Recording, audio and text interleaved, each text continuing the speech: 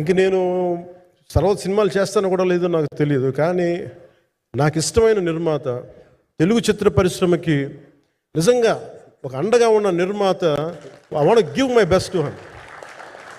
నేను అందుకని ఆంధ్రప్రదేశ్ ప్రభుత్వానికి కూడా మన ముఖ్యమంత్రి గారికి కూడా తెలియజేశాను, ఈయన్ని ఫిల్మ్ డెవలప్మెంట్ కార్పొరేషన్కి చైర్మన్ నేను ప్రతిపాదించాను.